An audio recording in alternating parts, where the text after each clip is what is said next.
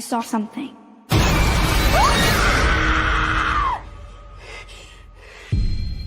No one's gonna believe me.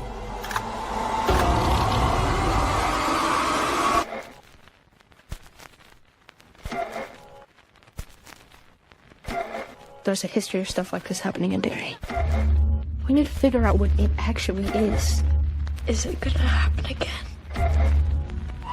I don't know. And what do you think you did to her? Are you really gonna try and pin this on you? Everything will be okay. You hear me? They did something to me. Went into my mind. We will keep this thing in its cage. Major Hanlon, I've been looking for someone like you for a long time. What exactly are we looking for? Something that was buried in Derry a long time ago. Hallorann, start.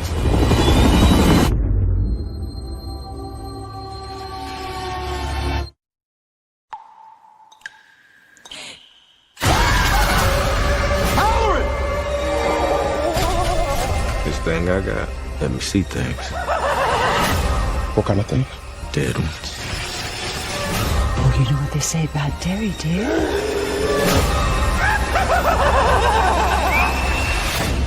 No one who dies here ever really dies.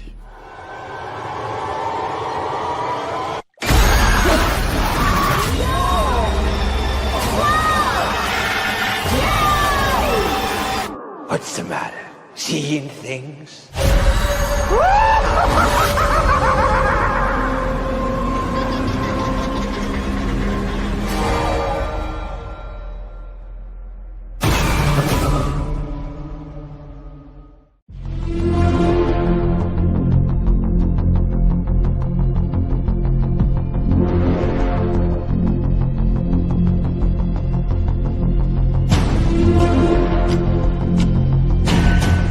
From the studios of Indie Radio, this is your gateway to the gutters of fear. Talking it. Welcome to Derry. Hosted by Kinte and Jen, we're diving into HBO's new event series, It. Welcome to Derry, the chilling prequel that uncovers how terror first took hold in Maine's most cursed town. Each episode, your hosts dissect the story, spotlight the characters, and connect the clues linking the show to its source. Stephen King's landmark novel, It, and the modern film adaptations that brought Pennywise to a new generation. Expect lore deep dives, Easter eggs, wild theories, and the fleams that float beneath the surface. Keep the lights low, watch the storm drains, and listen closely. And now, here is your program, Talking It. Welcome to Derry, with your hosts Kinte and Jen, on Indie Radio.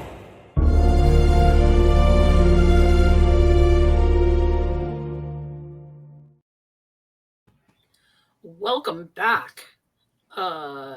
First, I just have to say, what an episode for a Halloween night. That was phenomenal. Secondly, I'm really excited to talk about how we're advancing the stories fairly quickly, I would say. And I have a lot of thoughts about what is going on. Before I even introduce Kinte, which I already did, I will say that I think that this is a tonic for Stephen King fans. If you like Stephen King, this is definitely written for you. So without further ado, let me introduce my co-host, my host, my partner in crime, Kinte. Hello, how you doing? I'm doing awesome, Kinte. I just noticed that your moniker is, yeah, you should probably, that's terrible. You're not so wise. You're absolutely wise. I think you're wiser than me in almost every way that is possible. So That's very sweet of you saying that. I appreciate it. All right. So first, just without any preamble or anything, I have to dive in here and say, well, last night's episode, which I think we talked about this off air. You're right. It feels like part two of part one was maybe the finishing connections that we needed to get things set up. And now I feel like we have things set up. And I'll tell you why it feels like we have things set up by jumping to the very end and just saying having the asylum now in play feels very important. And of course, we've seen the asylum before in the It movies, in It Part 2, the movie. We saw people actually go into the asylum and also come out of the asylum. So I think you were 100% right. It really does feel like part two. So give me what were your hot, fresh takes on last night's episode, and then we'll talk about some specifics. Yeah, I guess it's Derry's Arkham Asylum in a way. Terry's Arkham. Hot takes. Overall, I thought the episode was very good. I was very interested in the African American characters on the show, and they definitely didn't disappoint. As we talked about off air, and we'll talk about a little bit on air.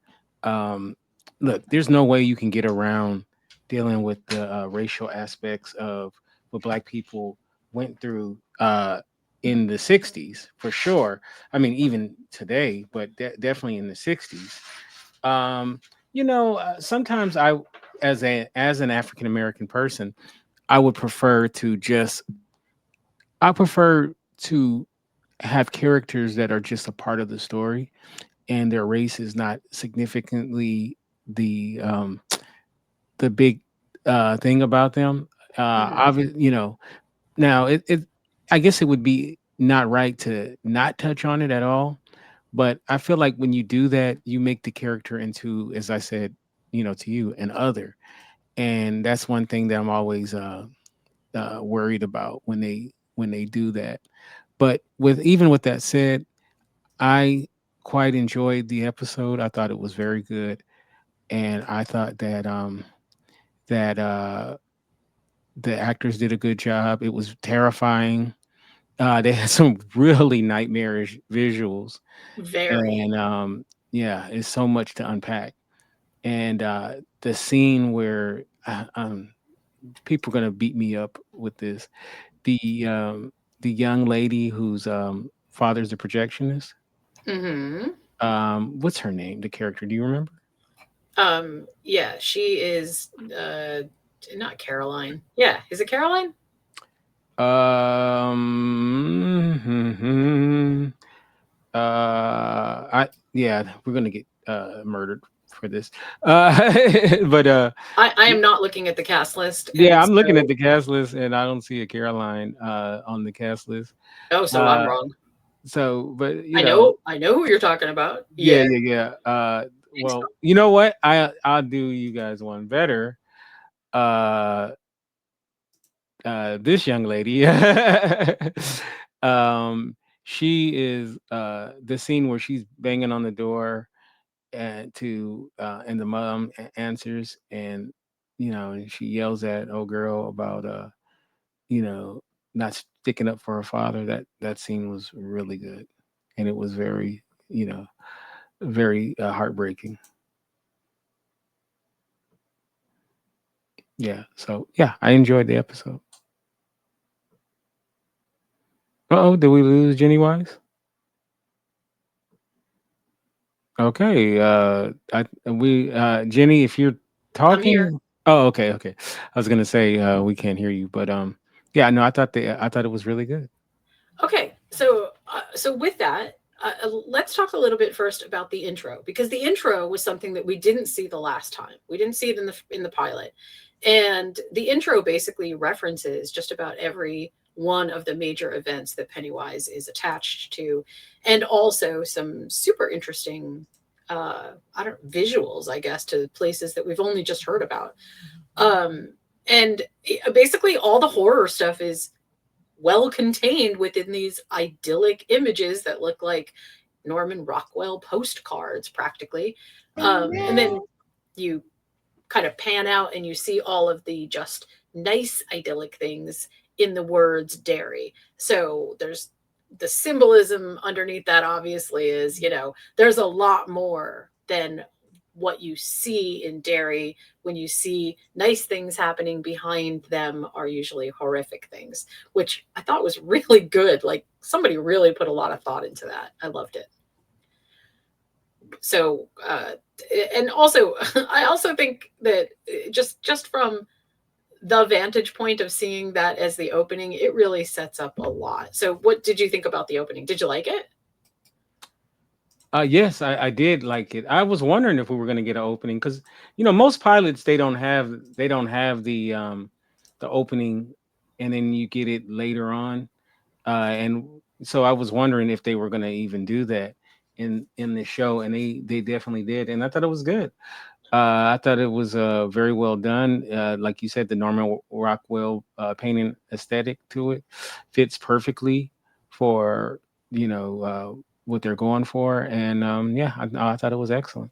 I loved seeing the Niebolt house, the house on Niebolt Street. I loved seeing that house all restored back, and the way it is supposed to look, not the scary abandoned house look, but the house, like, hey, this used to be a gorgeous house. And all the sunflowers in front, man, that was so perfect. The only reason that we know that this is even going to be a little bit scary is because the tree that is growing beside it, clearly there's something going on there. Like, it was just such an excellent image. I really, really, really liked it.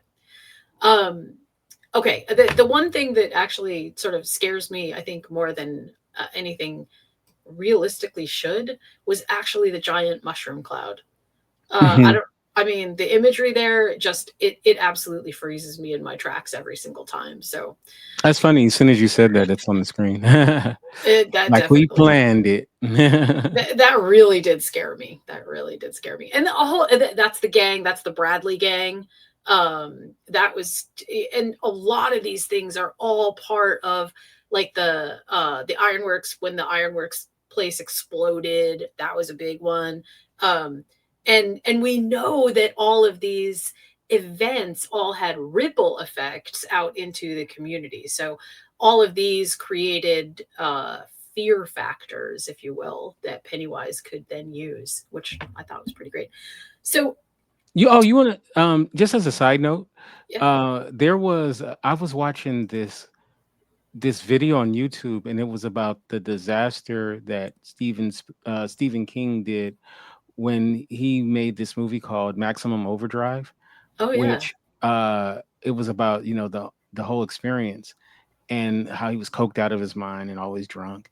And they were saying that while he was directing Maximum Overdrive, he was also writing it at the same time. No. So he was doing double duty. Oh my God. No wonder this thing feels like somebody's acid trip. Yeah. Ooh, that explains a lot. And you know what? I know this is not the Maximum Overdrive podcast. I always liked that movie, though. I know a lot of people hate it. I mean, it's a silly movie, but I always enjoyed that movie. So, it's definitely not on no one's top 10, but I enjoyed it. The Stephen King universe is, and I guess it's taken me a long time to embrace the idea that there is a Stephen King universe, because nothing ever feels really connected. But I saw an actual chart that some extremely smart person put together, way above my pay grade, that said, here's how all of Stephen King's novels are connected, either by character or location or overarching event. And to be honest, it was daunting. Like, it is clear that every time Stephen King sits down to write a novel, he purposefully ties some things together. And maybe they are not tied together in solid narrative, but they're tied together in such a way that it does create this universe thread. And it's pretty easy to walk in with a fertile imagination and then walk out from that feeling like this is somehow all connected. And especially with the Derry piece, like this absolutely feels like it is super intentional. So as I said in the last podcast, I'm glad that we've got a fresh take on what the prequel to it could look like. Similarly, I'm glad that we're not one-shotting this as a movie. Yeah, there you go. That's the one. I mean, it's pretty amazing. There's some serious twisty turny connections in here that feel very purposefully threaded together. I like them. I like them a lot.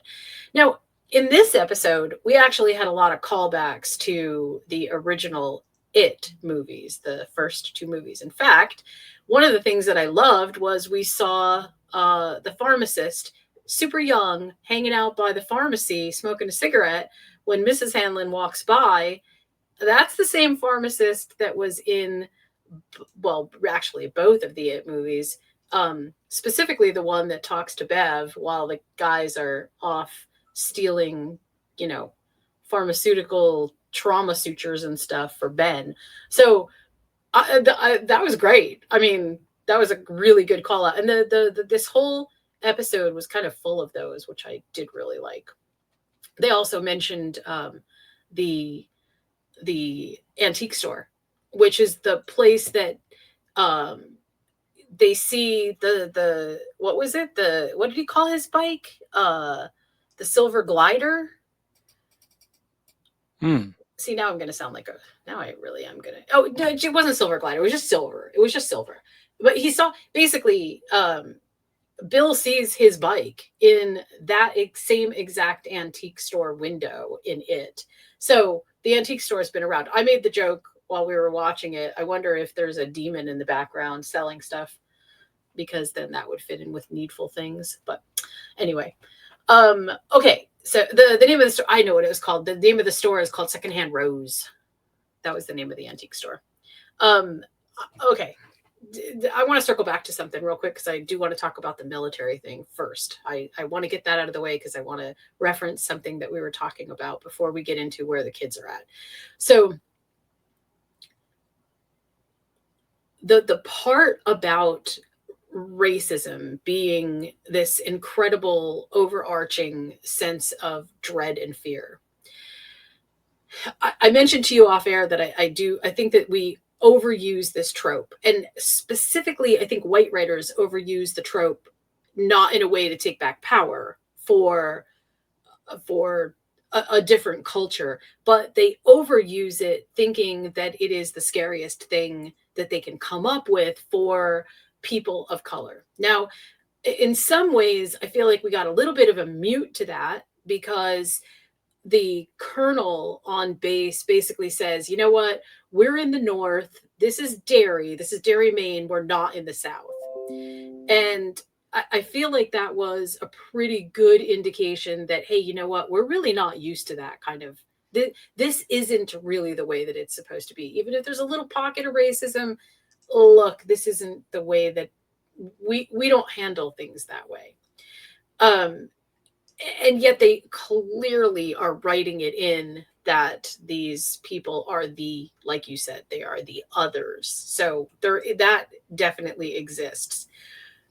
Now, having said that, and having said that, I think that they overuse the trope. It's going to be a part of this series. We're going to have to kind of, have our little moments with it. So it's going to be definitely a part of it. But just as a writer and in an aside, we can do better, guys. We can do better. Okay. So let's first talk about our family that has made the trip from Shreveport. And in the days post True Blood, I probably wouldn't even wouldn't have even really known about Shreveport. That is the Deep South. So there was definitely some stuff going on, but his family shows up.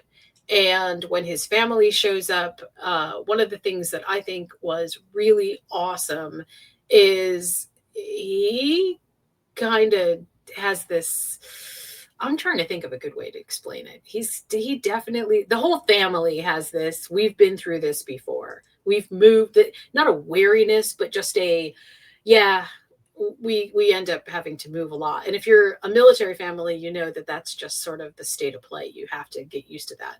I wanted to sort of get your idea though. What did you first think about the family when you met them at first? Because my first impression of this family is super different from what I experienced throughout the episode and ended up walking away with at the end. When I don't know, I felt like him and his wife had a weird vibe in the From the very beginning? beginning, before we even knew anything about it. And then but I guess it's based on the experiences that they've had in the past. And the son, you know the thing that I found very interesting was that he didn't know how to relate really to his son, who's like a brainiac, because there was the thing about he got him the telescope, right? Right. And so And he then we was found so out that happy, was actually the suggestion of his wife. right? Which and then he made the comment that if my dad got me a mitt, Mm-hmm. I would have gave a kidney for, I believe was the line. Yep. And so he's trying to learn how to relate to his son, because he's nothing like him. But I don't think he hasn't had to live like he did. So they have a much different background. So Right. yeah, but no, And I like. and I okay, so there's that piece, and we'll come back to them in a second. And then there is the and once again, this is sort of where things become just ambiguous enough for us to be intrigued, but not really have a ton of information. Um, we we have his dad telling him uh things like using the telescope for anything other than staring at celestial bodies like gas on Jupiter and whatever. There was some weird implication there. Did you catch that? No. He He said that said, to him. yeah, he said something really weird about, and gosh, you know what? Now I can't remember exactly what it was, but he said something really weird to him about the uses of a telescope, and like looking into other people's houses, and it was just said with this sort of affect. Oh yeah, but then Right? he was like, oh, that was just a joke. Yeah, Yeah, it right. was kind of weird. I think he was. Honestly, I thought he was just making a bad joke. Okay, so You you want to know. know what I think? Hmm. I think that was supposed to be our introduction to him and the no fear thing. That basically, like, there is something not not wrong but off about his filter.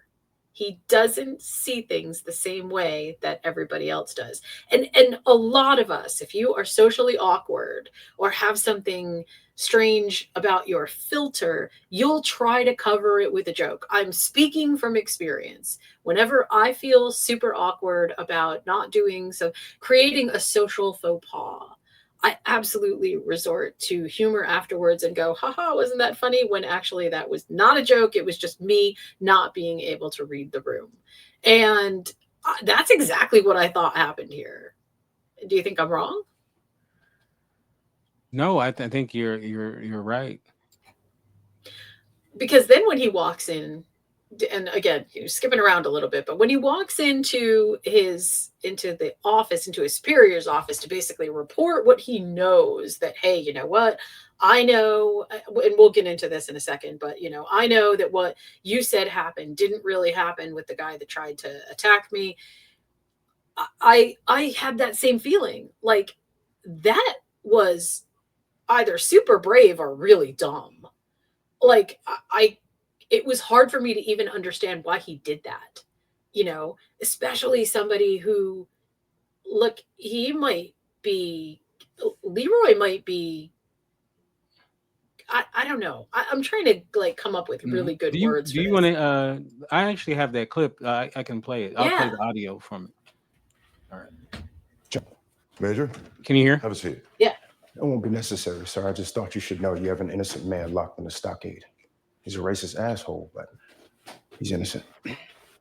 Bastard signed a confession. Yeah, well, he lied, sir. He told you that. In so many words. I'm going to file a report with OSI to request a further investigation. I see. Will that be all, Major? Yes, sir. Thank you. Major Hanlon. Why don't you have that seat now? Okay. So great. And the reason, of course, that Leroy knows that the masked guys were not who they said they were is because he walks into the jail cell. And that's another thing. I mean, he just walks into that jail cell like he owns it. And again, we're going to go back to what we discover about him, but he tells him to field strip this gun, right? Or put this gun back together.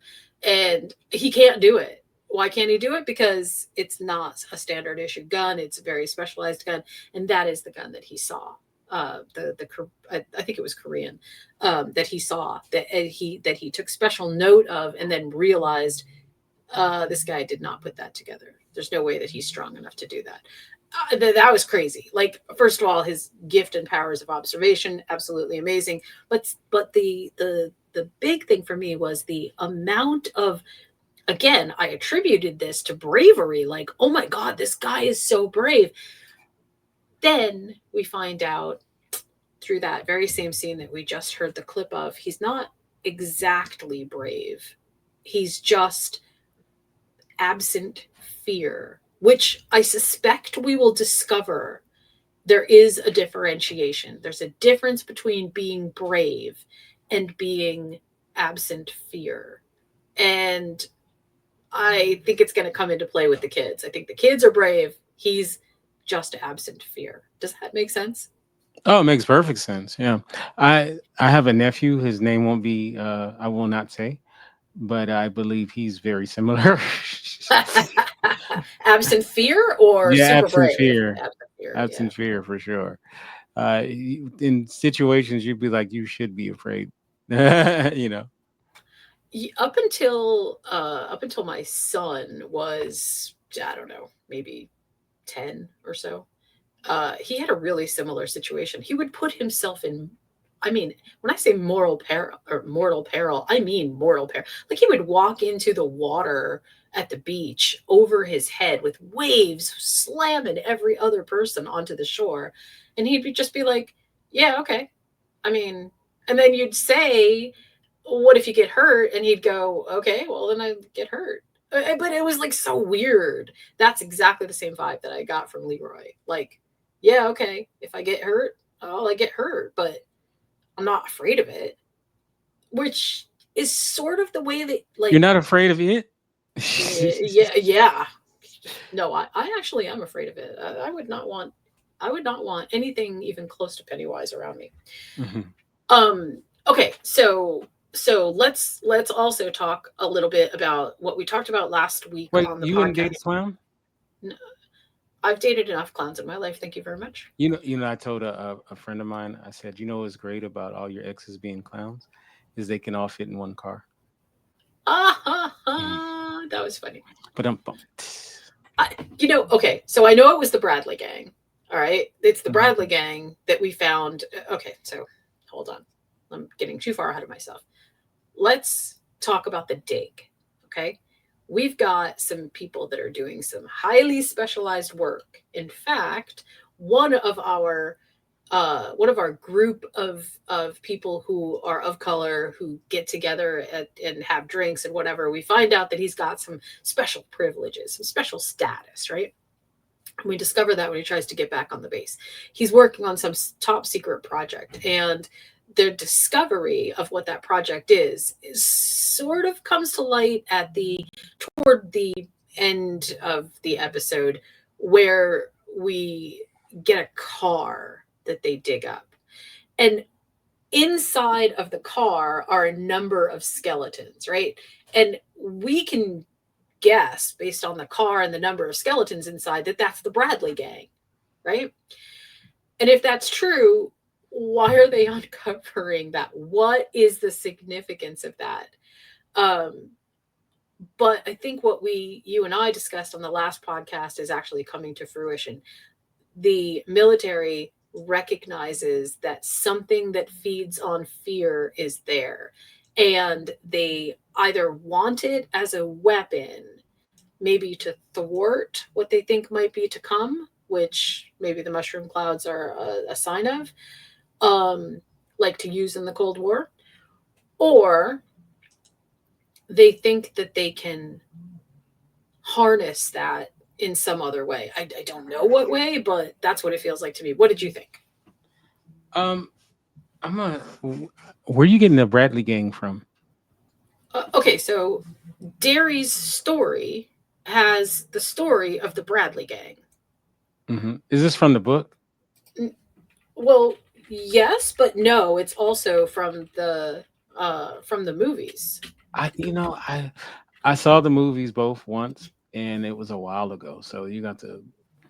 Okay, so you know what I should have did, because after I watched episode 2, it chapter 1 popped up. Oh, And yeah, you should definitely go back and I and rewatch watched it. up until Georgie gets it, and then I probably should have. You know what I might do before we do our next episode is rewatch 1 and 2 again, because I mean it's been a while since I've seen it. So the Bradley the Bradley gang led this thing called the Bradley Massacre. Okay, it was 2 brothers, George and Al, I think, and they robbed and they killed the owners of stores in Derry, and basically they had a shootout at the well house that was connected to the sewer. And this piece is important because there was a clown at the shootout. People saw the clown at the shootout. So what was happening with that? And that, I think, is sort of like what they're trying to delve into. They're trying to get into what happened there, because it was a pivotal event. It was kind of like when the ironworks blew up. It had that same pivotal moment. Does that make sense? Makes perfect sense. So them uncovering this obviously has some kind of tie-in, which I don't. Was that in chapter 1 or 2? I think it was. Oh boy, you know what? I don't know. I want to say that it was 1, because I think it was when Ben was researching stuff in the library. He was researching all the past stuff that happened to Derry. Oh, okay. So I'm pretty sure it would be 1, but I don't know. In chapter 2, they did so many flashbacks that honestly, the 2 of those things meld together in my mind, because it's not like the second chapter was just the adults. It was the adults, and they had all of the flashbacks going on. Yeah, part 1 was way better. Yeah, well, part 1 is where we get a lot of the backstory and information. So, I feel like part 1 is the best part of the book. That when they were kids, more so than the adult part. I'm not to say the adult part was bad or anything. It was just I felt like the kid story is better. Yeah, and honestly, I definitely want to get to the kids in our story. It probably should have been 2 books, because that book is long as heck. It is. He should have probably made it or maybe not even a sequel, like part A and part B or something like that. But as anybody who has ever read The Talisman will tell you, with or without a collaborator, Stephen King is an incredibly verbose writer. So yeah. Oh my god! Like he'll write so much detail. It'll be like, and Johnny woke up. He rolled over. He looked up Yeah. at the sky. He saw the sky was a teal blue. It's like, come on, can we get to it? You know what I hate? And I love Stephen King, but is like it'll be getting like near the end, right? When you're getting to the resolution, and Right. then he'll just take it on a tangent, and you're like, no, you've got this momentum going, and he'll just go on, the book Doctor Sleep kind of does that, and you're just like, and The Outsider does that as well, and Oh it's like, yeah. yeah, so, but you're like, no, just go, just stay where you're at, like don't drift. So I'm But sure we're going to have a lot more to talk about with Operation Precept coming soon. great But name too, by the way. yeah, that was good. But for now, we know that basically they want to harvest, or they want harvest maybe is too strong a word. They want to harness the whatever not it, the monster, but whatever that power is, that's what they want to harness. And they're looking for something called beacons. And that's I don't know exactly how the Bradley gang played into that being the beacon, but that was clearly the reference. So I'm sure we'll learn. I know we said this in the last one, but I haven't seen any connection, but this and The Mist is so very similar. It Like, is. so I wonder if there is a connection somewhere that that we maybe just haven't put together, but there has to be a connection there. It feels like it, right? It does feel Okay, I'm like gonna it. Google Now, that right now. I'm gonna throw something else out there and see what you think about this. So, Hallorann, Dick Hallorann, remember? Right. He's the guy who's on the dig, who's like, I can feel it, something's coming, right? That to me feels like what's his name from The Shining. He has that telepathic sort of, I can see the past or maybe the future, and this is what I'm getting from it. And I think that's why he's specifically there. I think he's a lot like the caretaker was. So Oh wait, we'll see. okay, I'm so sorry. It says I asked, are Stephen King's It connected to The Mist? And it says yes.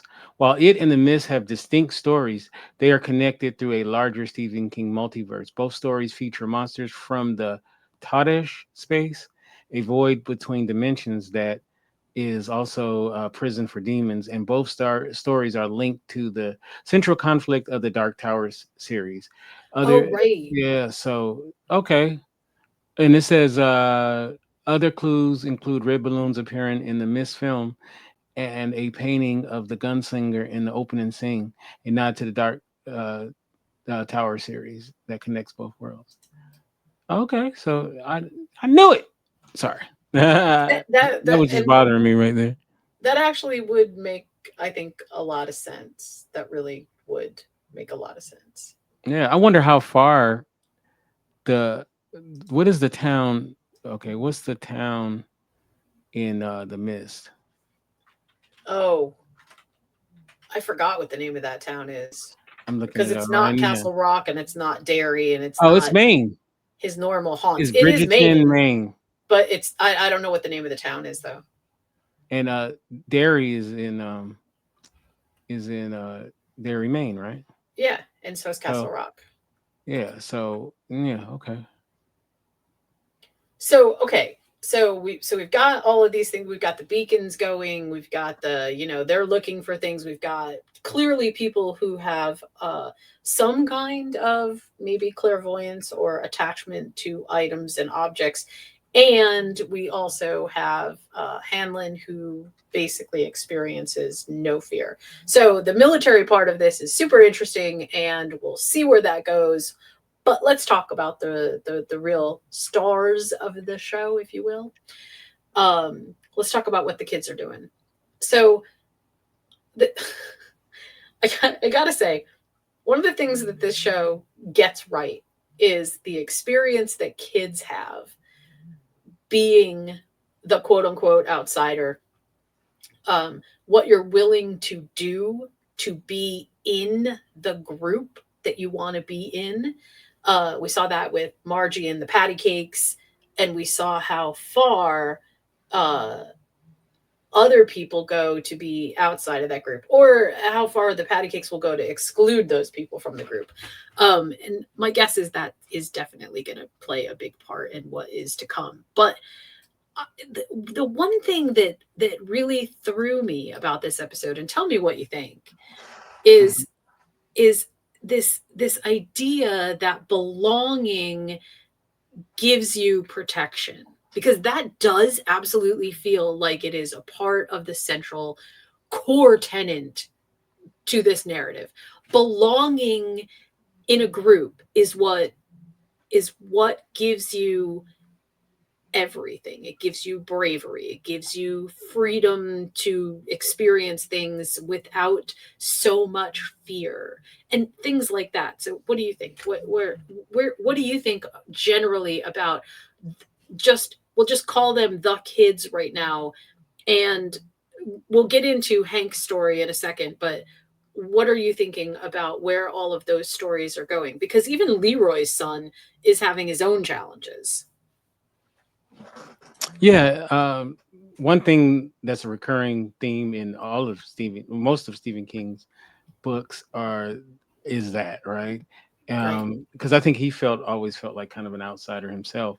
So there's a lot of stories about children who are looking from the outside, in. And in this story, you have several kids who feel like that, or who are being treated as such for different reasons, right?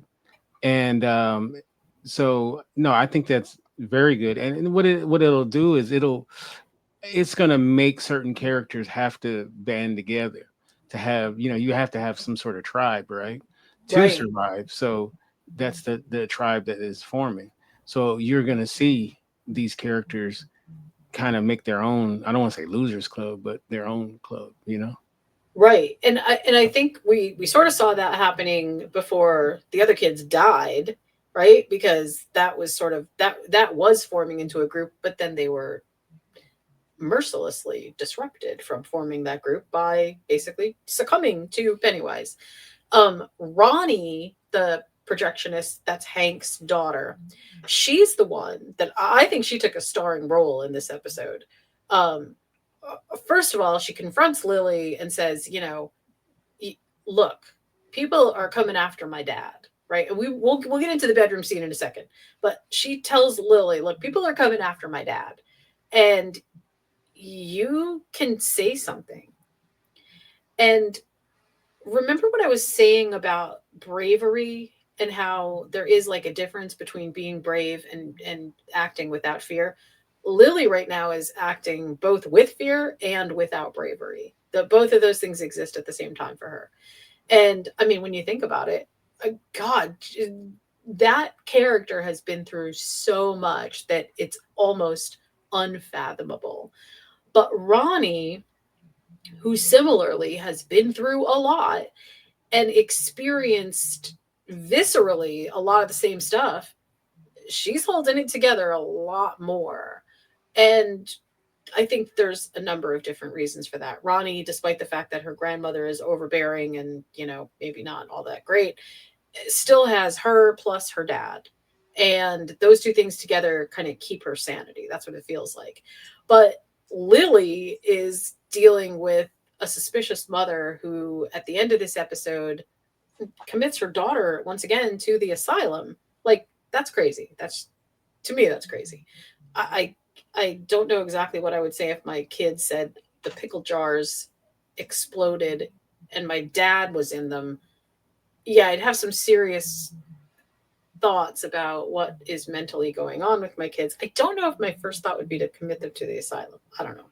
But apparently Lily has been there before. So that her fear is definitely of the asylum. But tell me what you thought about Ronnie in particular. and what she's going through right now, especially with her dad.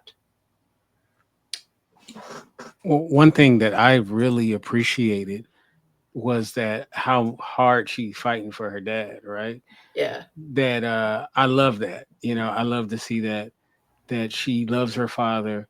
And one thing is she knows her father didn't do anything, as well as the other girl knows too. And that the idea that her father, through no fault of his own, could be potentially the person that swings for this is is gut wrenching, and Yeah.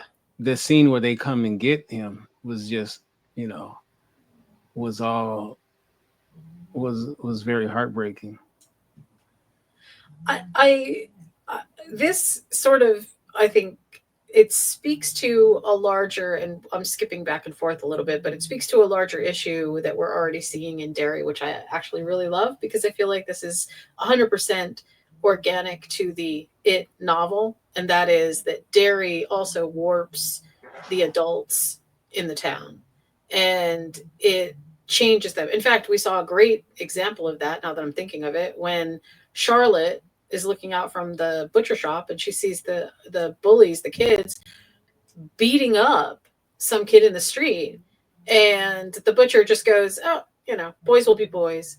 Like they were beating that kid to within an inch of his life practically. And Charlotte is, because she hasn't lived in Derry for very long, she's able to see the violence and the brutality of it in a way that none of the other adults in Derry see it, because Derry does something to there. That's a great example. There's two adults walking right past a group of kids wailing on another kid. I mean, if that were the scene today, I mean, not just today, but in any other normal, somebody would have intervened. Somebody would have said, "Hey, stop that."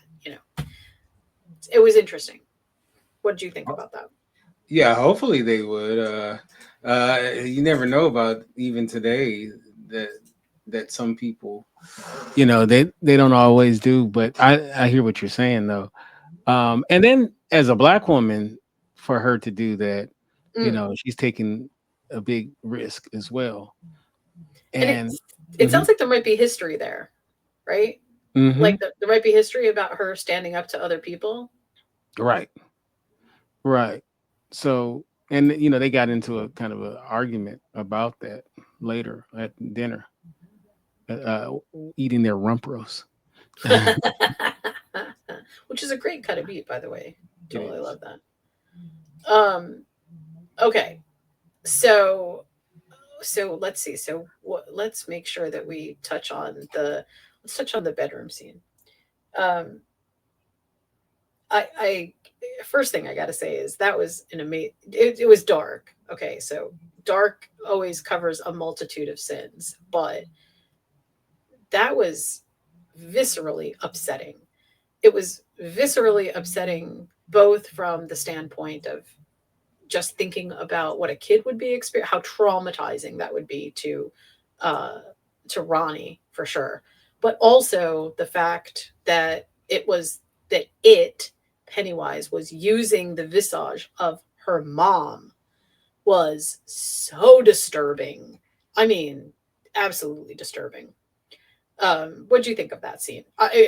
From a production standpoint, it was just amazing, though. Oh, I mean, it's frightening. I mean, like, first of all, she has, she probably has some sort of guilt, even though it's misplaced, about, you know, uh, about did she have a hand in her mother's death, Right, because clearly her mom died during childbirth. Right. So that's one thing in itself. But then to have to see that, and that plays on her, her one of her fears. And then they kind of open up, it was like she was in the womb too, which was, a very interesting um which was a very interesting. I'm sorry, I was trying to bring up the clip at the same time. Um, you know, which was very, very It's creepy. Yeah. And then when her stomach becomes the mouth and all of that kind of stuff, it was like gross. The symbolism was great, but on Yeah. top of that, the horror elements were insanely well done. Yeah. No, I loved it. I thought it was a great scene, and I loved how the father embraced his little girl. Yeah, and once again, clearly this time there wasn't anything there. Like this time, when Dad opened the door, it's not like Ronnie was still covered in guts and blood. It absolutely was all happening in her brain, because remember, we have seen this before, where, as an example, Bev saw all the blood coming up through the sink drain, and it coated the bathroom, and the dad didn't see it, but she did, and so did the other kids. So in this sense, this was all I feel like this is sort of, it's a good word for using the phrase priming the pump. It's like Pennywise is priming Ronnie's pump for maximum fear. Yeah. No, no, that was a great scene. That was, it was a bit crazy. I was really also glad that Ronnie and Will get together at the end, because the two of them, I think they actually have a bit more in common than they understand, both with their parents and also with their experiences. They both have this sort of pragmatic approach to life, which does feel like it might complement each other. So I like that. I thought that was now good. What do you think about these guys right here on the screen? I don't know. Okay, so on the one hand, it feels like they could be descendants of that tribe that had the information about the ritual. Mm-hmm. On the other hand, I don't know. I don't want to assign so much importance to them, because it might as well have been just this tiny little flash, because there wasn't very much to them. What did you think? What was your first impression? Oh, clearly, at first, for a minute, I was like, were they the ones that beat up, oh my God, Hallorann? How do you pronounce his last name? Which one? Oh, The Hallorann? black guy. Hallorann. Yeah, sorry. I always Leroy. want to say Leroy, yeah. I had a dog named Leroy, so I was trying not to use say Leroy. Yeah, but no, yeah. We'll just say Leroy. I'll just say Leroy. But yeah. No, I was wondering at first, but I mean, I always thought that it was what it was, but I started thinking, well, maybe it was them, who did it. But no, in the end, yeah. So I would love to know. He looks like he's Native American.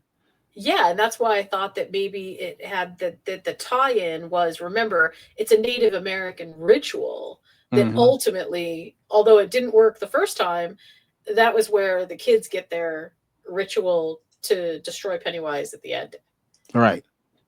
So I don't know, because obviously, we just don't have any, like, there's plenty of information to be had in the novel, and there's plenty of information to draw from in the two movies, but there's so much speculation at this point that it's almost impossible to tie the threads together in any meaningful way, because we just don't have we don't have anything good to go on. Right. We're just, we're taking stabs in the dark, which actually is kind of fun. I kind of like that. Well, we don't want to stab anybody. I mean, it does fit the show. there is that. That's not such a bad thing. When do you think we're going to actually physically see Pennywise? Well, we did see him in the very beginning, and also I think we actually got the reference to Pennywise that in some way, shape, or form he was there in Rodney's room, because those teeth were Pennywise teeth. Right. So for sure. I mean, like, but we saw Pennywise in his full glory in the first episode with the little girl under the bleachers. That's true. And I just wanted to mention one other thing. When Lily goes in to talk to the police, The thing that really kind of drove me bananas, and it's purposeful. It's not what didn't drive me bananas because they were ignoring it. They walk past or walk through this entire wall filled with missing people, missing kids, missing people. And their number one priority is to arrest the projectionist. Like it, okay, obviously, there were the guys that were talking to him and saying, hey, if you can't do the job, we'll boot you out come election time and we'll see you later. But still, nobody's even talking about these kids.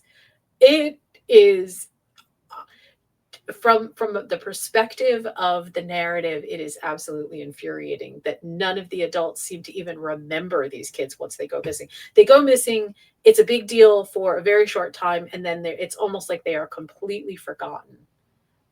That's wild. That's totally wild.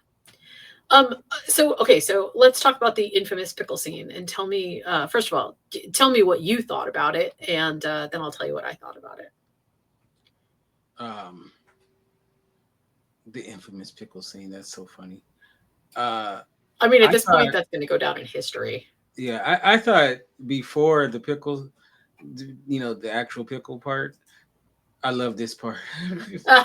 Poor kid. That was funny. I loved it. At first, I was like, do you think that any of the stuff that she was seeing was? Do you think it was similar to the way that Ronnie was experiencing things? That like this was purposeful, or do you think that this was absolutely Lily's paranoia that was coming through? Because I don't know. I think it was her paranoia, to be honest with you. But yeah, no, the pickle scene is freaking gross, man. I thought that was like when I saw it, I was like, okay, oh wow. It's like we just knew that we knew from the first episode that pickles was going to be a thing for her. She probably doesn't even eat pickles anymore, which oddly enough, I had bought a pastrami sandwich yesterday, and you got to have it with pickles, and I got extra pickles, but thank God they didn't look like that. Yeah, I've never had a pickle jar look like that ever. So no, good thing. No. I mean, they give you pickles, but no, I thought it was gross, and I thought it was, the one thing that, like I said, the movie's done as well as this is they give you those images that are so terrifying. Yeah, and they were so effective. They're very effective. So, no, I thought the scene was great. And after that moment, you could have put me in an asylum. I was trying to think of why her mom, just immediately drove her to. But then I started thinking, okay, but maybe it's because Lily, not because she was just surrounded by pickles, but because Lily clearly said something about what she saw. Right? Like it wouldn't really make any sense that just because she knocked down all the pickles or whatever and was just screaming in the corner, that somehow that would drive them to, taking her out to the asylum. I think she must have said something. And I feel like maybe she said something because Ronnie said to her, something along the lines of, there's a difference between saying what you saw and saying what you didn't see. Like, it's one thing to say you didn't see my dad there, but it's another thing to say, no, he wasn't there because here's what really happened. And yeah, then she maybe mentions this and all of a sudden she's... I hate to say this for people who have to do this, but sometimes the reason why we put people in the old folks home or people in the asylum is then now we don't have to physically deal with them. You know what I mean? So part of that is it's like almost like surrender, like, well, they'll take care of it. You know what I mean? Right. And it's under the guise of your trying to help them. And I think there's a little bit of that as well. Is like, it takes the pressure off of you. So, well, I'll take them to this asylum and they'll figure it out. And then now I don't have to. Yeah, that and also, or maybe in addendum, there is also clearly some kind of weird energy with that asylum. Mm-hmm. Because, and we know that Pennywise sort of has at least some peripheral understanding of it.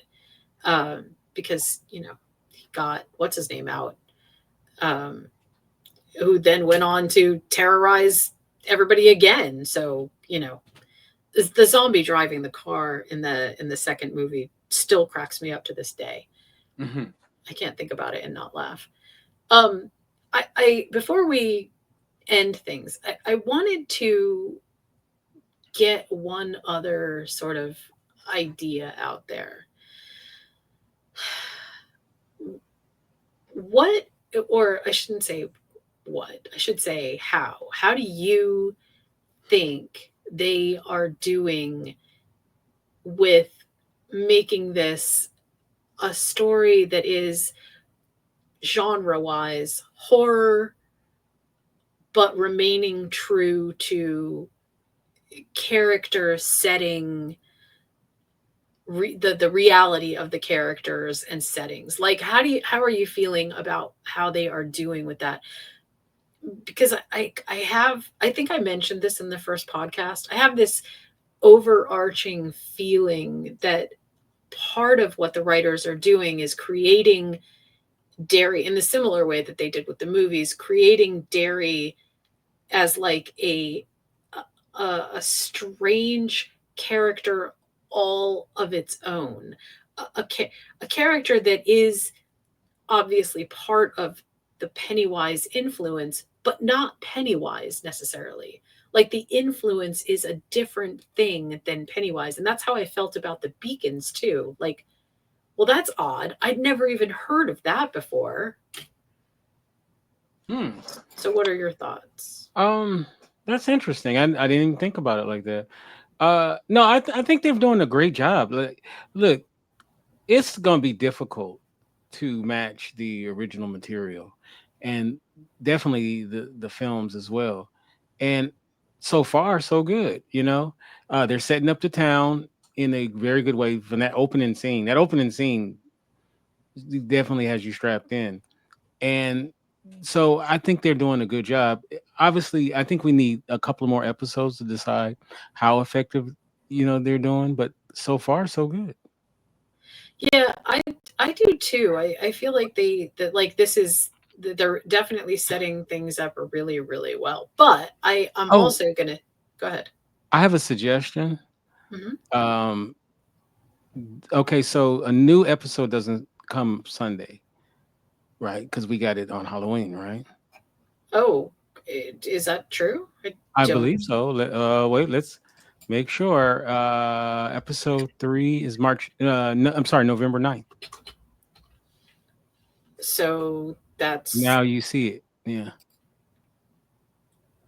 so yeah, you're right. So it's not this Sunday. It's not tomorrow. It's next week. Yeah, Right. you're right. You're right. So what I would suggest, if you are up for it, is I will rewatch chapter 1, and then we should review that for our horror flicks and chill, and Hey, then we'll watch then we'll do chapter 2 after that, that works and out really then well and then because I yeah, just rewatched both movies. so I need to rewatch it. I pass when poor Georgie. Is that where that song comes Yeah, it's from? Georgie. Poor Georgie. Is that where that song comes from? Poor Georgie. Georgie and Yeah, the It he Floats seemed thing like is, such a nice little kid too. man. Oh Yeah. man, that It's Pennywise all is your fault, Bill. It's all your yeah, fault. yeah, and yeah, actually, Bill as well. That's what I was thinking too when I was watching. I was like, yeah, and actually, it's Bill himself. He said, "Bill will kill you. Bill actually will kill you." So, yeah, I was thinking about, yeah, let's do that for our horror flicks and chill show. We'll, we'll review part 1 and then 2. So I'll watch part 1 today, and then when you get time, we'll do part 1, and then I'll watch part 2 again, and then because I need to bone up on it. It's let me see, when did one came out 17, right? Yeah. And then And the next one came out chapter in 2 was like what, 2019, I think. yeah, it was like 2 years. Yeah, so that's like 6 Yeah. years. That's a long time ago. So I don't want to start a conspiracy theory with this, mhm, like a narrative conspiracy theory, but I want you to think about something. Okay. mhm. Do you remember the name that that the voice said that she was when Lily was like down the drain? Who are you? Do you remember that? Yes. Okay. And what did the voice say? Do you I remember? forgot. What is The it? voice said Veronica. Oh, okay. Okay. Now, what's Ronnie's name? Veronica. Ronnie's name is Veronica. Right. Yeah. So she would already be dead. Like we might be seeing this. We might actually be seeing the past. I mean, obviously we are seeing the past, but like just within the context of the story, that Veronica might actually be Ronnie. So Ronnie might actually die. Yeah. Did you know that Kerry Fuganaga, I think that's how you pronounce his name, that he actually was one of the writers of It Chapter 1? No, I did not know. Wow, I did not know that. I just looked at it. I actually, you know what? I don't even remember. I don't even remember thinking to look up who did the adaptation for Chapter 1 and Chapter 2. I should have. Yeah. It's so funny too, because after the success of It Chapter 1 and 2, then they just started trying to redo a lot of his um they tried to do a lot of his it became in vogue again to do Stephen King, material. I mean, it never Mhm. really fully dropped off, but then they did Firestarter. They remade Firestarter, Pet Cemetery, and something else I'm blanking on. And but those didn't really do well at all. So there you go. Okay. So one thing that I am, and I apologize because I said that completely wrong when I was talking about whether we're like looking into the past. Mhm. Obviously, we're looking into the past. I meant from the perspective of our understanding of what happened in Chapter 1 and Chapter 2 of It in relationship to what is happening now. So Mhm. when I say Veronica, Beverly was the one who heard all the names, Mhm. Patrick, and I forgot who the other one was. It wasn't Betty, I think her name was Betty, Patrick, and then the last one was Veronica. But Mhm. and that was why I thought, oh, you know what, maybe Ronnie isn't going to make it out of this. But what I was thinking about the timeline of what's happening here is we might be looking at this from the narrative lens of what happened before in relationship to what's happening now. So each individual time skip that we're about to have has its own sort of retrospective to what happened prior, which would be really nice because that's what I think I'm seeing with the movies being referenced so strongly in the series. So the next series that we get when we do the time skip for 27 years will reference this series in some very strong way by basically giving us the clues that we might have needed to understand everything fully in this timeline, but we'll get more information about this timeline from going backwards in time. Does that make sense? Do you know what I'm trying to No, say? it makes perfect sense. Yeah. So that's all I was trying to get across because I realized that I really screwed up what I said. So anyway, all right. Well, this has been an absolute joy. I am really enjoying the series. I'm really enjoying just spinning off conspiracy theories about narratives. It's so great. We do this every time we do a series. It was super fun with Outsider. It was super fun with so many of the other shows that we have done, you and I, Kinte. And this is no exception. All right, I have a preview. We're gonna be running previews for next season. So I mean next episode.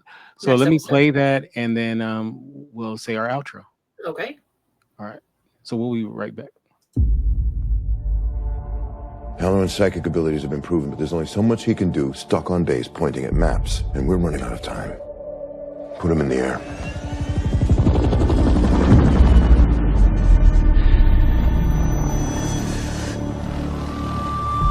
Step right up. Hallorann! You know what they do to kitty killers in Shawshank? It won't matter what we tell them unless we can show them proof. Can you help us or not? Step right up. Step right up.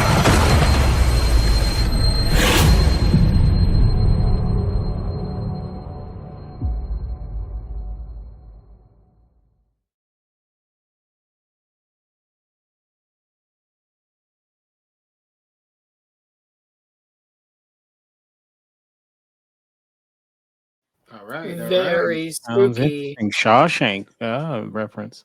I do. I love the Shawshank reference. Oddly, it kind of gives me a little bit of hope. So maybe he'll start the tunnel. And Well, you know, I didn't show it because I don't want to get dinged. You know. going through the sewers is becoming clearly a Stephen King phobia, because now we have a couple of different places where, yeah, people definitely don't do well in the sewers in Stephen King stories. Who knows? Maybe Rita Hayworth might make an appearance. That would be fun. All right, so Kinte, tell us how we can get you on social media and tell us all the great things that are coming up for Indie Radio. You can get me at Kinte Ferguson on Instagram. And we have a bunch of really great programs coming up. Actually, we have now an outro for the show that will basically talk about all of that. So once we say goodbye, the outro will play, and then it'll get everybody up to date on the things they can check out. It'll play after every episode. Awesome. I'm excited for some of our upcoming movies, especially. I'm really excited to do Weapons. That's going to be a great one. I can't wait to. Awesome one. I'm going to rewatch that as well, even though it's pretty fresh, but any excuse to watch that again. That was really good. Can't wait to talk about the symbolism in that movie. Yes. I am sort of flipping around on and off the internet, so no specific way to get a hold of me, but I'm always somehow firmly attached to Kinte's side in some way or another. So, reach out to him if you want to reach out to me.